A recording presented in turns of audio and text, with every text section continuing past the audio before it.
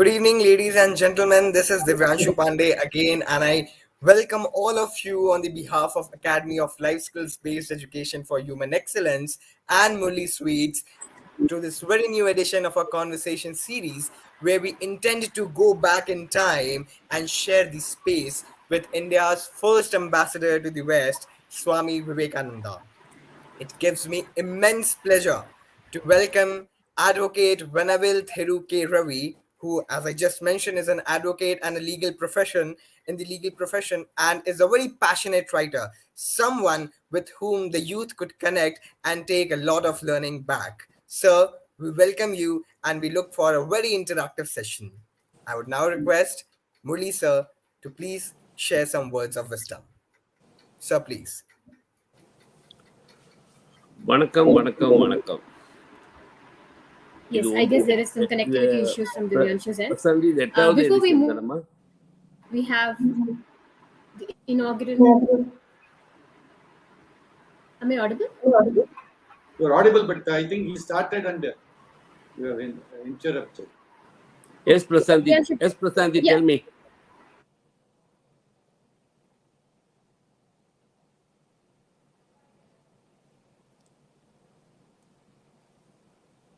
Prasanthi, you want to tell something? I think on connectivity there is some problem. There might be. It appears that there is a glitch on Prashanti's side. She has just informed me. I think we can wait for her for 60 seconds. She would be joining at the earliest.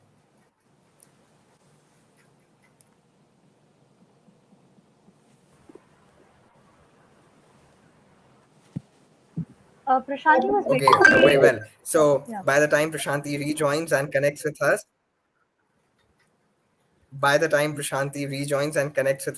Murli sir, if you could please share some words of wisdom with all of us today, it would be really very kind of you. Thank you. ரொம்ப சந்தோஷம் இன்னைக்கு ரவி சாரை பார்க்கறதுல. ஒரு fantastic personality person, amazing person, very very very என்ன சொல்றது, எனர்ஜிஃபை persons. எனக்கு இவர் பார்க்குறப்போ விவேகானந்தர் சொன்ன ஒரு வார்த்தை ஞாபகம் வருது. உங்கள் மீது நம்பிக்கை வையுங்கள், உலக வரலாறு என்பது தன்னம்பிக்கை கொண்ட சிலரின் வாழ்க்கையே ஆகும். That is Ravi sir. He have a very much confident about his life. He is a person with lots of self-confidence. அவருக்கு ரெண்டு பேருக்கு மூலியமா வந்திருக்கு. ஒன்று சுவாமி விவேகானந்தா, another is பாரதி. ரெண்டு பேரும் அவங்களுக்கு ரெண்டு கண்ணு மாதிரி அவருக்கு. ஸோ நான் நினைச்சு பார்த்தேன், how can he get the energy with Vivekananda, because he was studying in Vivekananda college. Daily he can see the statue of Vivekananda. Definitely he get lot of energy. He read lot of Vivekananda's books and thoughts. He can get, he is an excellent person. My dear students and youngsters, you can get lot of takeaway today. நீங்கள் அவர்கிட்ட ஒரு 10 நிமிஷம் பேசினாலே உங்களுக்கு 4 விஷயம் கிடைக்கும். அந்த மாதிரி ஒரு பர்சன். சுவாமி விவேகானந்த பற்றி சொல்லணும்னா, அவரை பின்பற்றி வாழக்கூடிய நிறைய பேரை நம்ம இன்னைக்கு பார்க்கலாம். எஸ்பெஷலி அவருடைய சிஷ்யமார்கள், அவருடைய சிஷ்யாஸ். இப்போ நம்ம கோவிலுக்கு போனோம், ராமகிருஷ்ணர் கோவிலுக்கு போனோம்னா we can see the discipline how they have, the systems how they have. That is completely come from Swami Vivekananda. They are doing pujas, the discipline, time management, and systems they are driving. Amazing. You see all the shishyas, all the gurus there. You can feel the discipline. Such a energified people. I am very proud. Whenever we want to go temple of Ramakrishna, you can feel. அங்கதான் உங்களால divine power பார்க்க முடியும், divine wisdom பார்க்க முடியும், divine love. These 3 things from Vivekananda. You can feel that divine love, all the shishyas there. You feel divine power, all the gurus there. You can get a lot of energies. I'm proud. A lot of time I visit, I can get energy from Ramakrishna temple because that is given by Swami Vivekananda. If you read, you understand Vivekananda, you will be the top of the person in the world. Definitely. Now, one of the top of the person was Mr. Ravi. So, I am very proud and be a part of this fantastic program every week. Thank you very much, the team. Definitely, you can get a lot of takeaway today. Such a good person and good person. Ravi sir is a very good person. Thank you, Ravi sir. Be the part of this. Show all the best, my dear students. Thank you very much. Thank you. Thank you, sir. Thank you so much, Murli sir, for those kind words. Advocate Ravi, as we went through your profile, we do realize that you are somebody very much connected to the Indian polity, Indian democracy, Indian demography, Indian sociology and economy, all the aspects that make up the society. But one thing that I also learned is that you are very much connected to India's history. It would be a great honor to listen from you how you see Swami Vivekananda, what he means to you, what impact did he had in your life, and how the youth should actually study about India's first ambassador to the West. Sir, kindly. So you want me to give a short speech so that we can go over to the question and answer session later? So that's the scheme, right? Yes, Right, sir, Divya? precisely. That will do. Let's not be very formal, right? Okay. I mean, I don't believe in giving good, speeches and all. I would like to interact with you first. So I would request you to begin the interactive session where you will be asking questions about Vivekananda to me at the end, where I'll make a short speech about whatever you said, how Swami has molded me, what impact Swami Vivekananda has had on me. All will come in the course of that, instead of my making a very dry speech in the beginning. So let us begin our interactive session is my request. If necessary, I'll make a short speech at the end. Okay? Sure, sir. That's a great idea, and we will go ahead with that. So the very first question is from Srivarsha Bhukeya. She's connecting with us from Delhi right now. And Srivarsha, it's your time. You have the stage. You can interact with the sir. Thank you, Divyanshu. Good evening, sir. Good evening, Murli, sir. It is a great honor for me to be conversing with you today. So, yes, sir. Before we get into the technicalities of, knowing Swamiji's impact on you, I wanted to ask a very basic question based on your profession, because your profession is one such dynamic profession in our society, which is very important and necessary for our democracy to work. So my first question is that, sir, Indian framework of governance has put all the three organs of democracy, such as legislature, executive, and judiciary, on the same pedestal. But the recent happenings show the other way around, sir. It is always seen that the judiciary has to take up the responsibility of getting the legislature and executive accountable to the people as the representatives of the people. So, what is your take on it, sir? So, is it an added burden on the judiciary, or you feel it is perfectly all right with the changing times? Excellent question. Well, the role of the judiciary under our constitution in this democratic country, if you can see, apart from deciding disputes between or among persons, petty civil disputes in terms of money, apart from adjudicating on the guilt or innocence of persons accused of criminal acts. So one is civil jurisdiction, the other is criminal jurisdiction. Apart from these two, there is one other jurisdiction that is vested in the higher courts, high courts of the various states and the Supreme Court, not on the lower courts. That jurisdiction we call writ jurisdiction. We all know that. I mean, this we imbibed from our British legacy, of course, but our constitution has expressly preserved that jurisdiction and granted that jurisdiction to high courts and the Supreme Court. Now, this jurisdiction that has been entrusted under the constitution to the higher courts is a very important one. It's an onerous task, at the same time an important task, the task of being the protector of the Constitution itself. The Constitution has appointed these courts, higher courts, as watchmen guarding at the gates of its mansion. That is why courts, especially Supreme Court, even recently, Justice Chandrachud has once again reminded us of that. They describe themselves as sentinel on the qui vive. I mean, qui vive is a French term. Sentinel on the qui vive. Qui vive means on the alert, watchful. So the judges of the High Court of the Supreme Court are the watchdogs protecting the Constitution. If you would permit me, I'll take in 2 minutes, I'll give you a short history how this protection operates. See, for example, they issue writs. You file writ petitions, and writs are issued directed against authorities. All the organs, the other organs of the state and their instrumentalities.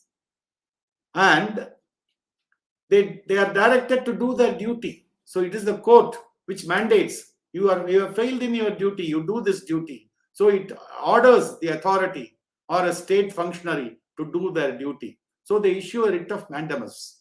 That is apart. What happened was, you all know how this democracy has withstood several tests, especially during the emergency time, when all the personal freedoms, fundamental freedoms were suppressed. But we came out of it because of the judiciary. Now I'll give you one history. There is one famous case which we normally advocates call the Bible of all lawyers. Why we do that is that was decided by the full court, Supreme Court. 13 judges sat together. There is a one and only case where 13 judges of the Supreme Court, 13 judge bench, we call it, sat together and gave the dictum. All agreed upon one thing that we call the basic structure doctrine of the Constitution. See, when an act is passed by Parliament or the state legislatures, then if it is unconstitutional, if it goes against the letter of the Constitution, it is struck down as unconstitutional by High Courts and the Supreme Court. We know that. But the power to amend the Constitution itself was given by the Constitution to not only Parliament, it is a college of elected representatives. They can amend the Constitution with certain majority, etc., after following certain steps. Now, how far this power of amendment can be exercised? Can they amend the Constitution in any way they want, so that tomorrow a powerful government can bring about an amendment of the Constitution and say, well, hereafter we will not have democracy, this country will have dictatorship? Can the Constitution be amended to that extent? That was the question in that Kesavananda Bharati's case. And the Supreme Court ruled the basic structure of the Constitution cannot be touched. And they identified certain basic structures, that this democratic setup, then the certain fundamental freedoms like Article 14, Article 19, Article 21, these are beyond the amendatory power of the executive or the legislature, so they cannot be touched. This was propounded by the Supreme Court, which went a long way in preserving our freedom in spite of all the crises that our Constitution has successfully faced. So therefore, it is not an additional burden on the judiciary. It is the primary duty of the judiciary, especially at its higher level, the High Courts and the Supreme Courts, to act as I said, sentinel on the qui vive. Is it okay? If I go beyond this, it will be too technical. Thank you, sir. Thank you for giving us such a detailed view about this question. Thank you very much, sir. Welcome. Thank you so much, sir, for that. So now I want to learn something. It's about a very popular debate, that is justice delayed really justice denied? Because, the cardinal principle of justice says that it should be ensured that not a single innocent is convicted, even if hundreds go scot-free. and therefore it takes a lot of time, sir. So what is the actual stand on the idea or on the popular debate that justice delayed is justice denied? How should a student see it? How should a lawyer see it? How should the society see it, sir? Good, Divyanshu. Let us first remember that we are living in a very populous country. We have a huge population of more than 130 crores, as we would call it here. I mean, for this size, you have to expect number of litigations, lakhs and lakhs, millions of litigations. Every day, lakhs of litigations arise. So we need a very huge setup for the courts to quickly decide as soon as. So that seems to be a little difficult. And the budgeting authorities, the executive who draw the budgets and get it approved by the legislature or the parliament, they are unable to allot more money for the infrastructure of the judiciary. So this is one reason for the delay. Now, that is basic. Let's forget about it. But how we in the sense, the people, we at the bar, the advocates, and the judges all contribute to this delay. We do that. We are guilty of that. I'll tell you something. I was sitting in a court hall. This is from my experience. And I wanted to argue an important case. I needed about at least 45 minutes time to explain the facts and put down the propositions for the judge's consideration. So I was waiting for my case to be called. It was something like 23rd item or 24th item in the list. I'm telling you, the first 20 items were not decided but adjourned. You know, that took about nearly 10:30. The court started 1 o'clock. So 2.5 hours to merely adjourn 20 cases, because every time an advocate asks for an adjournment, the judge would start giving a lecture, imploring, advising. What is all this? You are seeking adjournments. And then we are causing delay. Then you are coming and saying that there is a lot of backlog. Don't ask for adjournment. Like this, he will give a lecture for every adjournment request. Every lecture would go to 10 minutes, 15 minutes. Then there will be a fight about the date. Which date? This man will say that date is not okay for me. Like this, every adjournment takes about 20-25 minutes. I was wondering, this did not require a judicial mind. This can be done at the administrative, say a registrar or a master of the court. At that level, it can be pushed. Only cases where both sides are ready must be posted before the court. So what happened? 1 o'clock, my case was taken up, and he said, you will finish it in 15 minutes. I said, I need 45 minutes. No, we cannot give so much time. So substantial justice suffers. Where time has to be spent for applying judicial mind, they find inadequacy of time because time has been spent already in non-judicial work. This must be avoided.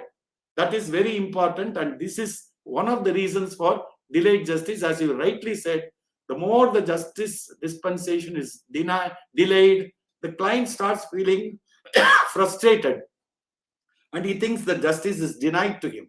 What is the point? See, just now I finished a case which was pending for nearly 60 years, 60, partition suit among a big family, Chettiar family.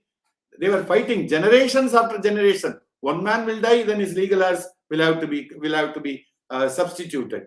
Then somebody will die, their legal heirs. So 4 generations. And then final decree was passed a few months ago. It's a very horrible state of affairs. But we contribute to that. Sorry. So next question, please. Sir, am I allowed a follow-up? I want to learn something from you. Sir, I understand, and it is undoubted that there is a delay and there are problems in the judiciary which will seek reforms. But as a student right now, I don't know why, but I can't. I have a mindset that agreed that there is a delay, but that delay is probably for the good. It should not be there. It should be eliminated. But if there's a delay, it is probably for the good, because justice is for the society. So the cases that are written, XYZ versus Union of India versus State of Karnataka, So it is a threat against the society. So don't you think that when we see, like, if something happens to me, and if I see that, okay, it is something that can happen to anybody in the society, that is a better idea to see how judiciary works and how important justice really is. I want to guide you, I want you to guide me on this. Well, I am not able to exactly follow what your question is. You are asking me what are the what reforms can I suggest for getting over this delay? Is that your question? No, sir. My question is that if I see justice as something that I only Divyanshu Pandey has entitlement to, then agreed, I will see that there is a delay and I am being denied justice. But justice is something that the whole society should get. If I have been harmed because of somebody, it is many people like me who are in potential danger, who can be harmed in the time to come. So if I am fighting for justice, the society is fighting for justice. Don't you think that is true, sir? Yeah, you are right. I have to simply agree with you. An individual fighting for justice means the society is backing him. The society feels that pressure, and society is fighting for justice. Right, sir. You are not putting across a question, rather you are putting across a viewpoint, which I think I don't disagree with. Am I right? Okay, I understand, sir. Thank you so much. Yeah. Thank you. So Yeah. now we have Smaran with us, sir, with his Hmm. question. Smaran, please. Good evening, sir. Good evening. Sir, so my question was that you have been writing literature for a long time now, and aside from the beautiful melody, when we listen to it, you also have a strong message behind it. Each poem tells the society something to stand up and to do something better, to improve themselves from the previous day. So, on the note of that, can you tell us a few words on how the people of current society can improve themselves, and how we as a students can improve ourselves to be a better a version of ourselves to serve the society in the most competent manner? Oh, that's a very good question, Smaran. I think everybody, if they ask this question to oneself, the country will improve. How can I serve this society? See, everybody must introspect what is the best in him. A person may be very excellent cook, so he must put forth his best. He must cook good food and give. A person may be very good singer. He must sing for the society. A person may be a good doctor. He must. So whatever is the best in you that you find, you put it to the service of the society. That is very important. I am reminded of only one saying, which I don't know, you might have come across in your academic career, because I find that your students of political science, law, and all, you might have come across that saying, which has touched my heart several times. It is an old man has given us a talisman. You know what is a talisman? It is a protection. An old man gave us the talisman several years ago, more than 60 years ago. And he says like this: I will give you a talisman. I will give you a talisman. Whenever you are in doubt, or when the self becomes too much with you, underline those words. When the self becomes too much with you, try the following expedient. Recall the face of the poorest and the most helpless man whom you may have seen, and ask yourself whether the step you contemplate is going to be of any use to him, the poorest, the most helpless. Will he be able to gain anything by it? Will it restore him? This is important. Will it restore him to a control over his own life and destiny? In other words, will it lead to Swaraj or self-rule for the hungry and also spiritually starved millions of our countrymen? Then, if you ask this question, then you will find your doubts and yourself melting away. This talisman was given to us by our great, grand old man, the father of the nation, Mahatma Gandhi. This has been framed and this is on display in the Trimurti Bhavan in Delhi. If you happen to visit that place, please go and see this. This is the talisman I bear in my heart. So everything that we do, we must think for a moment whether how this is going to help that poorest, that most helpless man or woman. That is the talisman. Now, may I share? Well, because I think in the introduction, Smaran said that I'm a poet and all. So I'll share just a few lines from my own poem, inspired by this. Because we are loaded, I am loaded with myself more. You are loaded with yourself more. We carry that load. So my poem goes like this. Even the stars would die one day. That is what the learned say. The stardust too would emit a ray of hope for a bright tomorrow. This game we play night and day, why give room for sorrow? Everything will reflect you. Once you overcome the you in you, the you in you. The you in you is nothing new. It's one, many, or just a few. When you cut the Gordian knot, everything you see in you is you. Of course, without the you in you. Everything you see in you is you. Of course, without the you in you. This is my poem. So, we have to get rid of thinking about, if you just start meditate for a few minutes. During that meditation, it's very difficult for one to still the mind. The mind will be flooded with thoughts. And mostly if you can just watch those thoughts will be revolving around yourself. What's going to happen to me tomorrow? Tomorrow we have to do this. Evening somebody is going to come. Everything. Our thoughts are all centered around ourselves.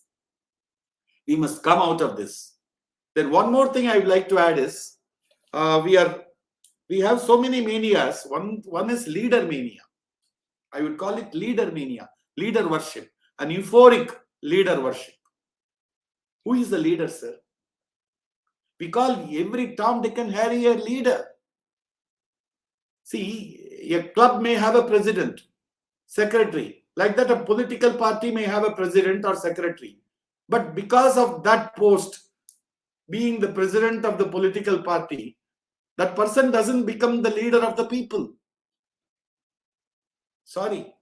Our councillors, our legislative members, MLAs, MPs, our ministers, our chief minister, our central ministers, our prime minister are all not leaders. They are our servants, public servants. And I'm not degrading them. They have to serve the people. They have been appointed by us. We are the masters. So we should not worship them as leaders. I would say there are two tests. Please apply these two tests before deciding whether a person is a leader or not. A person who doesn't aspire for posts, who doesn't come begging for votes, who doesn't say that he has to occupy a position to serve the people. That is one hallmark of a leader. Then any person to be a leader must not divide the people in any name. He must unite the people. Apply these two tests. Maybe except Mahatma Gandhi, nobody will pass these two tests. I think more need not be said, Smaran. Yes, sir. Thank you, sir. I'll definitely keep it in mind. We all will keep it in mind.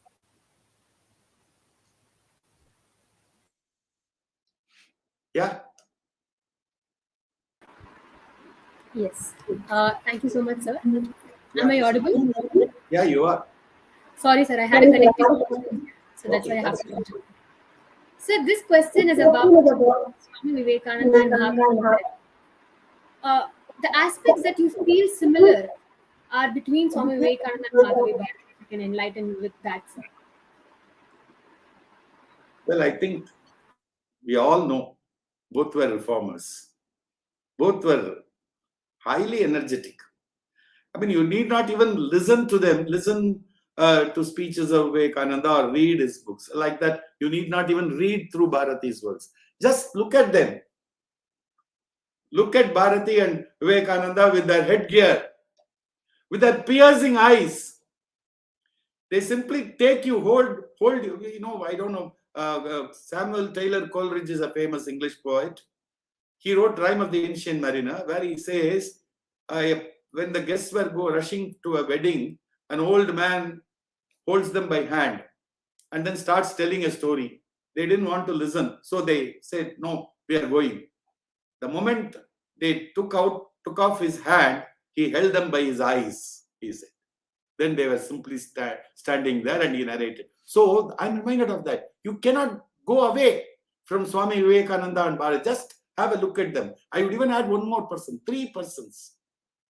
Vivekananda, Bharati, and Netaji. When you look at them, you feel that you have to surrender yourself. That is apart from that, we all know that they were uncompromising. You know Swami Vivekananda, how much of a Vedantin he was. But being a Vedantin, he never said, "I will not be bothered about what happens in this world. I will not be bothered about what happens to the poor. I will not be bothered about my fellow beings suffering." He was moved by all these things. To be Vedantin at a different plane is different. But to be bothered about our own self, brothers and sisters, it's that sort of a compassion both Bharati had and Swami Vivekananda had. They never compromised in their views. Bharati went one step further. He had very high opinion about Swami Vivekananda, and he said Swami Vivekananda, he worshipped him. He has written poems and he has written several essays praising Swami Vivekananda. He says that he is the torchbearer of our tradition, and he has come to reform our society. But when it came to the question of widow remarriage, and when Swami Vivekananda was not very exactly, he did not give a solution, Bharati said, "I differ from Swami Vivekananda. He's a sannyasin. He doesn't know what tribulations the women folk face." So he said, there cannot be a compromise on that. You must sternly say every woman is entitled to marry again. He said Gandhi was simply trying to compromise on this issue. Vivekananda was not clear. So that was the uncompromising nature. Now, apart from all these things, see, both of them, Bharati and Swami Vivekananda, they lived for 39 years, exactly 39 years. And September 11th, is a red letter day in both their lives. On September 11th, he captivated the world, Swamiji, by his Brothers and Sisters of America speech in Chicago. The same September 11th, Bharati left his mortal frame and became immortal. And of course, more than that, both loved their country. Their patriotism is unquestionable. So these are the points where I find that Swamiji, and both were when they speak something, it might appear, oh, are they atheists? They don't believe in God. Because some statements, so I would say, when Swamiji said, more than a devotee, a football player will easily attain moksha. So such radical statements, but still they had that devotion to the universal God and whatever it is. And they did not differentiate. They believed in one God, one force. These are the points where they meet together. Thank you, Prashanti. Thank you, sir. So again, there is another question connecting Swamiji and Bharatiya. Sir, how do you think Sister Nivedita, disciple of Swami Vivekananda, has played a role in manifesting that intense nationalism with Mahakavi Bharati?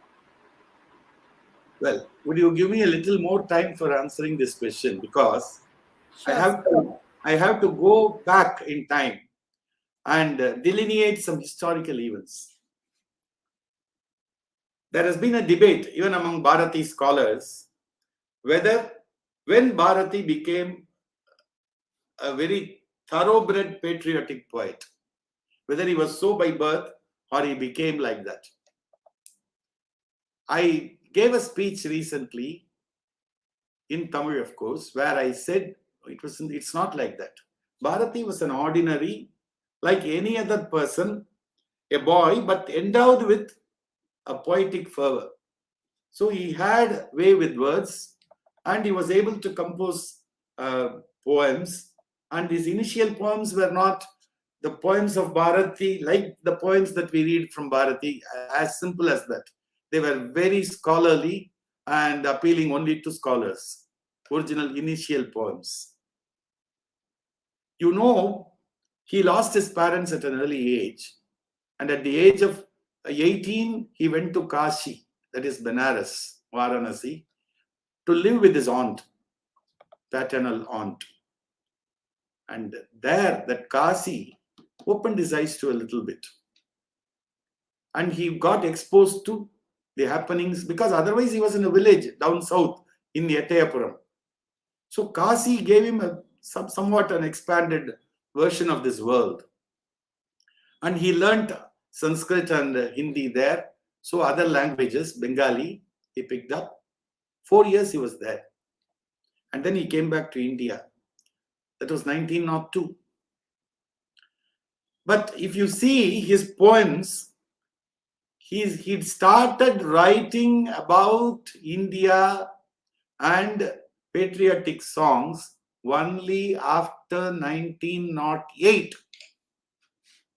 Till then, he had written a very few poems more about nature or a god, something like that, devotional poem. Handful of poems. 1908, he starts his power play. That went on for 12 years. Now, what happened in between? I will tell you, in 1906, he wrote an essay where, before that I will say, you know, immediately on hearing the word Bharati, you will be reminded of Kali. Because he sang extensively and intensively about Kali Mata. He was a Kali Bhakt. Nobody has sung about Kali like that. With an obsession to Kali he was singing. But all that happened later. His first Kali song was in 1909, or somewhere in December, where why I pinpoint that poem is, he said, 27 years I have protected this mortal frame. In Tamil, if you can follow, 27 வருடங்கள் இந்த மெய்யும் பொறியும் கரணமும் காத்தனன். I protected this mortal frame with my limbs and my sense organs for 27 years. So his 27th birthday fell on 11th December 1909. So he sings this song. There he says Kali. For the first time, Kali comes into his poem. But this was in December 1909. In August 1909, he wrote an essay. That is very interesting. In that, he recalls that while he was in Kashi, he saw something. He saw an idol of Kali with the tongue popping out for nearly about 2 feet hanging down, and with a garland of skulls and so many hands, blood oozing out of her mouth. He was really disturbed by that idol. He said it was he was not inspired by that idol. He said, I closed my eyes, I could not tolerate that vision. He had a sort of aversion for that. He records that in August, but in December 11th, he has become a Kali Bhakt. What happened in the meanwhile? That is very important. This 1906, he wrote that essay about Kali, but in 1906 December, August he wrote, I'm sorry about the year, 1906 December, there was a Calcutta Conference of Congress, which he went to attend. There he meets Sister Nivedita. What happened between them? We need not go into the history. Bharati himself says that because during his lifetime, he published two booklets. I wouldn't call books, booklets of his poems. One was called Janma Bhumi. He published in 1908, Swadesa Geetangal, 1909, Janma Bhumi. In both, he dedicates those booklets to Sister Nivedita. And he says in the first one, 1908, like Krishna showed to Arjuna his Vishwarupa, his big form, his macrocosmic form. Like that, Sister Nivedita showed me the full form of Bharat Mata. எனக்கு மாதாவினது சம்பூர்ண ரூபத்தை காட்டி. So the entire macrocosmic form of Bharat Mata, that vision was shown to me by Nivedita. I dedicate this book to her. That is in 1908. In 1909, he says, momentarily, in one moment, the Tamil word he uses is Kadigayile, which means just a moment. In the moment, in a flash of a moment, she inculcated in me the patriotic feeling. I dedicate this book to Sister Nivedita. So what happened between them in that moment, he has clearly said that the fire of patriotism, he might have been what I would call, he might have had the inclination for India, whatever it is. But as a patriotic fire that was planted, that seed was planted by Sister Nivedita, as admitted by Bharati in these two things.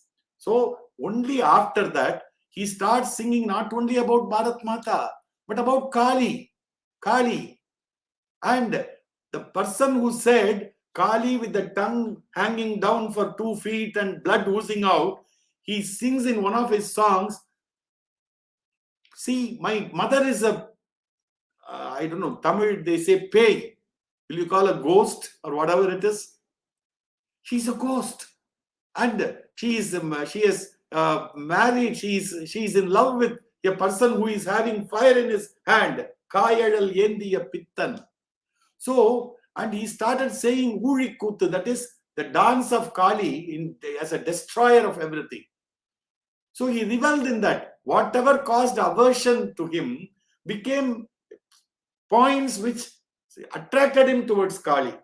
This transformation was brought about by Nivedita. And one more thing, he understood that our patriotism will be rooted in this earth firmly only if we inculcate valor in our youth. And where can valor come if you just pray to God who is docile? He wanted a dynamic God, and he found in Kali that dynamism.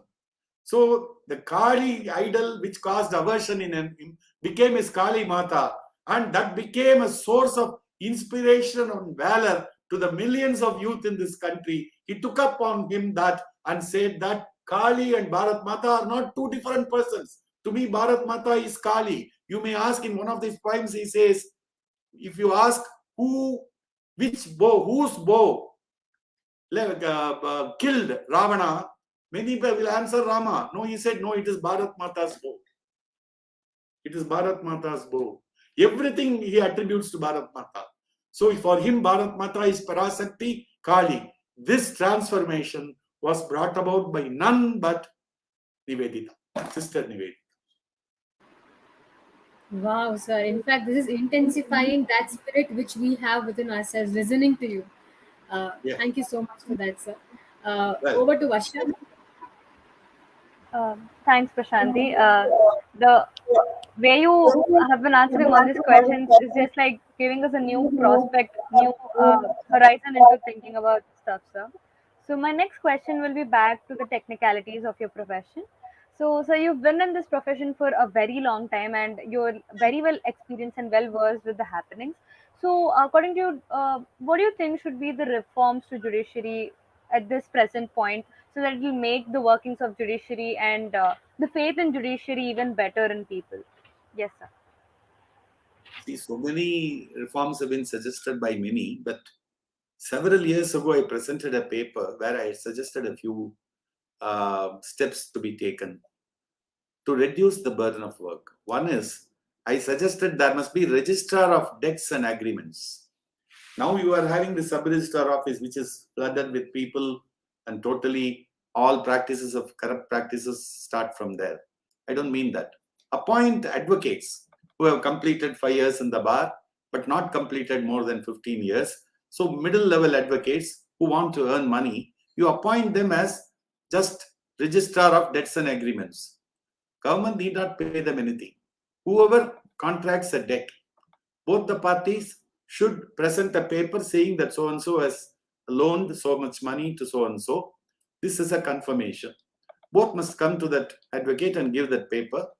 And that paper, all the papers that he receives in a day, evening, he must take copies and send it to a centralized place in a sealed cover, so that nobody can say my signature was taken on a blank paper. This is the most, in all cases, mostly the defense is taken. Promissory note, I signed, of course, it's on a blank paper. I did not sign. All these things come.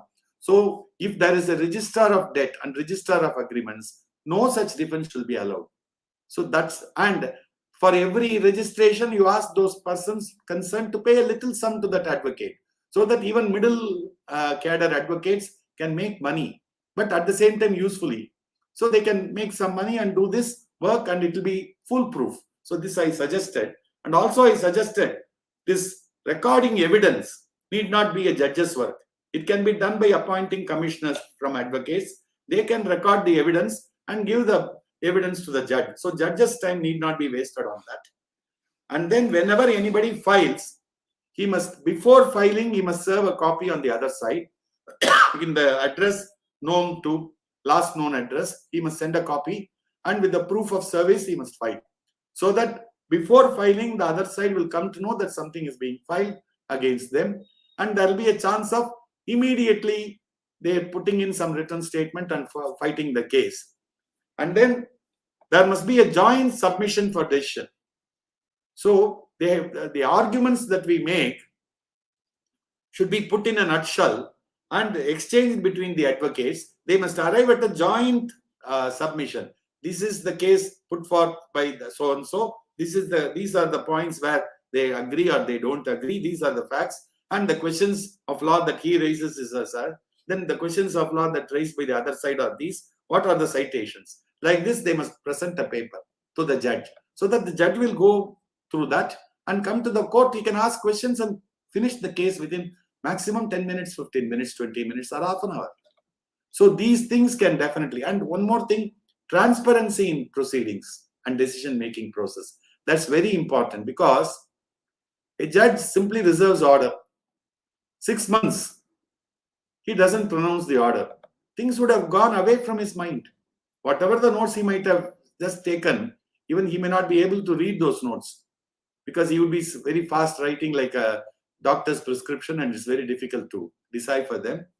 So instead, in the court hall itself, let there be a sort of a communication. They think it's a very confidential thing till the judgment is pronounced. What is the need for that confidential thing there? Everything should be transparent in democracy. So a judge hears this side and says, I agree with you on these points. On these points, I'm not in agreement with you.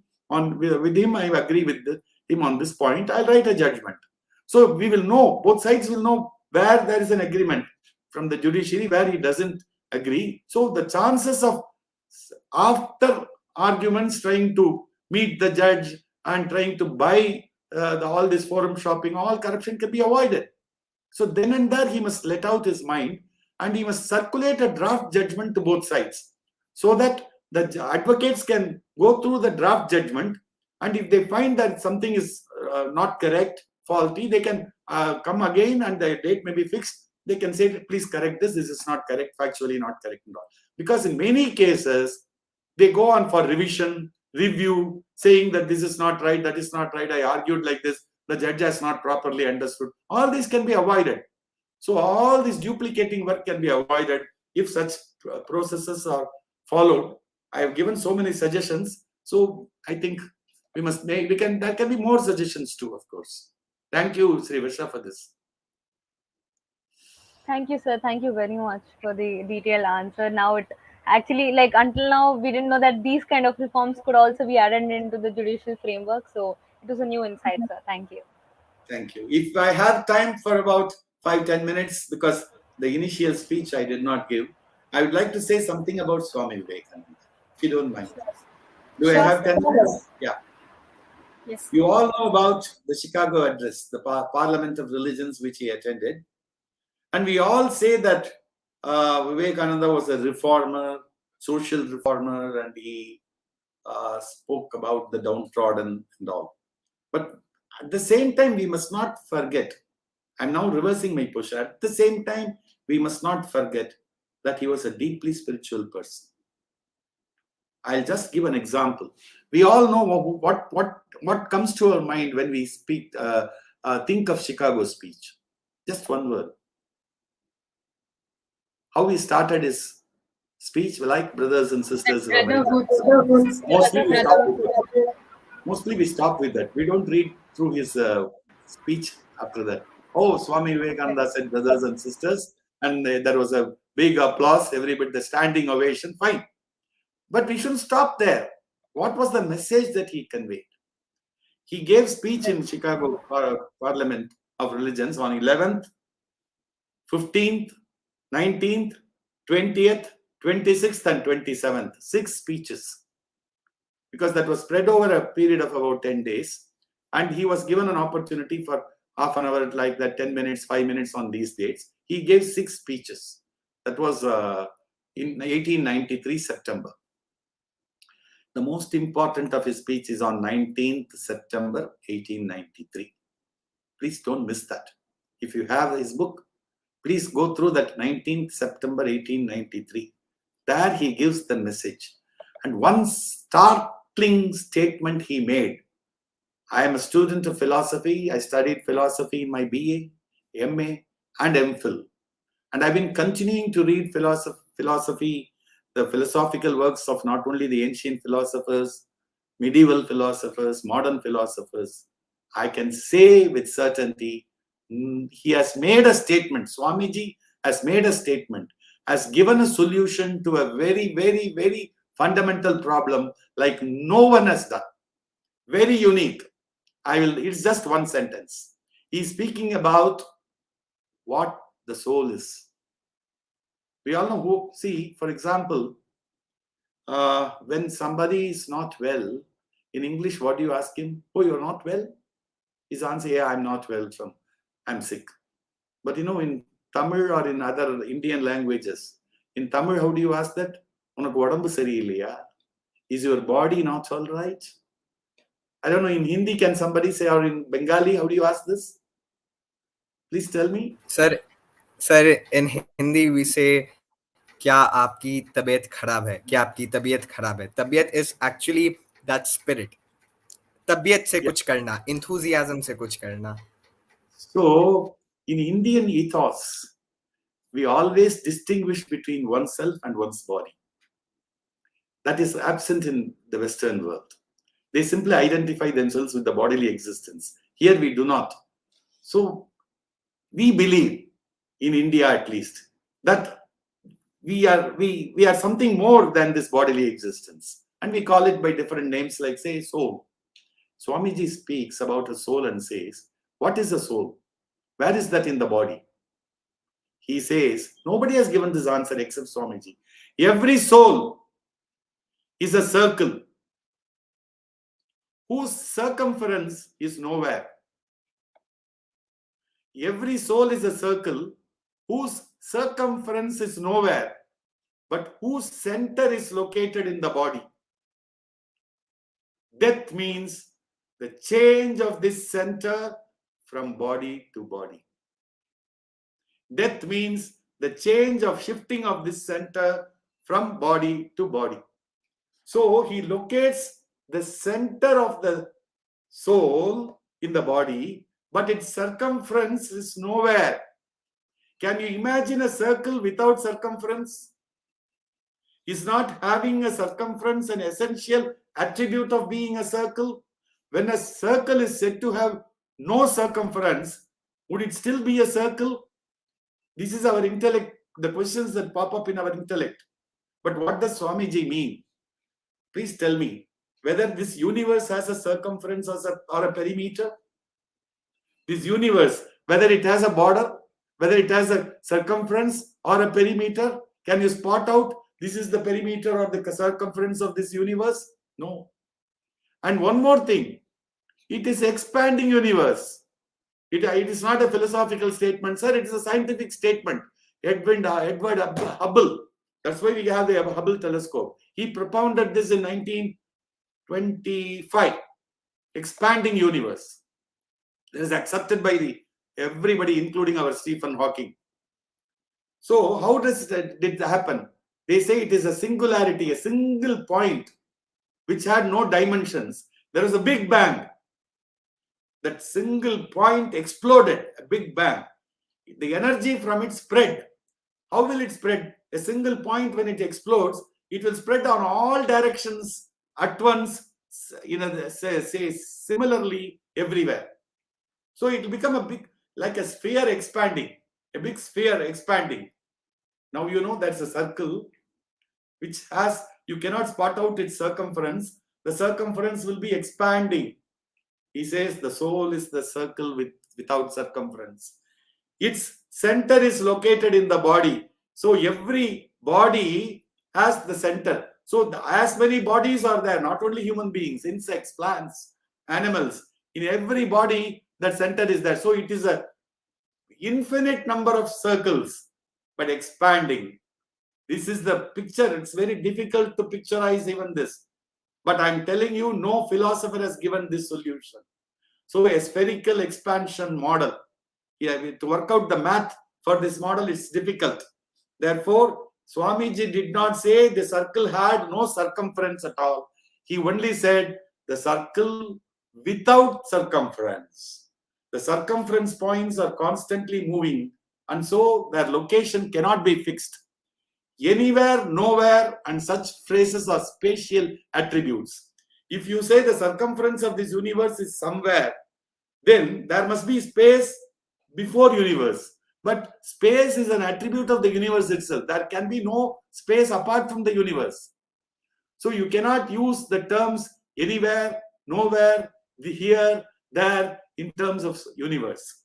So at the same time, Swamiji, by this drastic, radical statement, he has informed the Western world what is the nature of the soul. It is one with the absolute universe, the absolute God, Parasakti.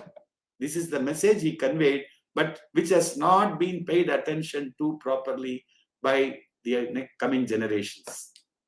So I'm just sharing this with you. This is Swami Vivekananda. Thank you.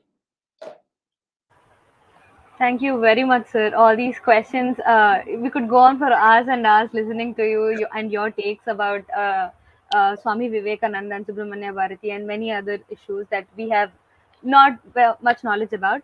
So before concluding, sir, I would like my other fellow mates here, Smaran, Divyanshu, and Prashanti, to just let us know what they've taken away from this session, because if all of us have taken a lot, and it would be great if all of them put forward their points. Thank you, Varsha. Sir, I feel there is no one particular takeaway. It's like we have many lessons from today's session.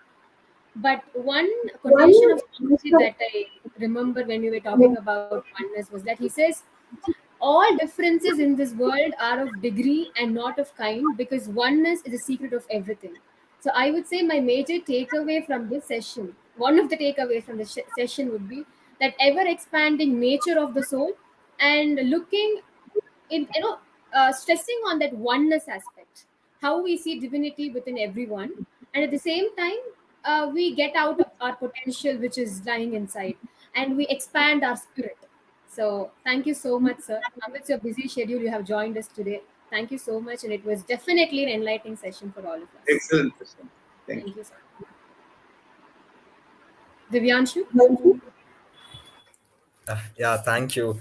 So on a very personal note, I am somebody who is very much involved into law, into media, into journalism, into current affairs, and I often like people, and I'm able to connect with them. When you were speaking about Keshwananda Bharti and other cases in my 11th and 12th, my optional subject was legal studies, so I did have a basic foundation of that, and the question that was very important on reforms, and we never knew कि these are the small loopholes which are actually disturbing the system, like appointment of an advocate as registrar, because what we see from outside is just a small cadre strength overburdened with work. So it was great to speak with you, learn from you, and yes, we both had the same views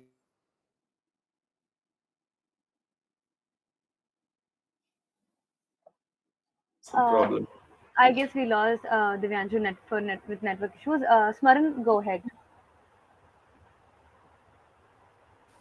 Yes. So, thank you, sir. I had a lot of takeaways from today. But one important thing that I learned is that to learn to be more selfless about ourselves and to forget about our ego and to think about how our actions are going to help someone else, because this world is filled with selfishness currently. I mean, of course, there is good things and there are good people, but there is bad sides as well. So all of us should work more towards losing our selfishness, and working towards the society. So this is what I took away the most. Thank you. Excellent. Excellent. Thank you, Prashanti, Divyanshu, and Smaran. So, thank you, sir. Thank you for being a part of this wonderful session and making this even more better for us. On behalf of Albi Academy, I would like to thank you for your time, efforts, for spending it with us and enlightening us with your views. And I would also like to thank our wonderful audience who have always been very supporting of every initiative we've taken. And I would also like to thank Mr. Murali sir for always believing in Albi Academy.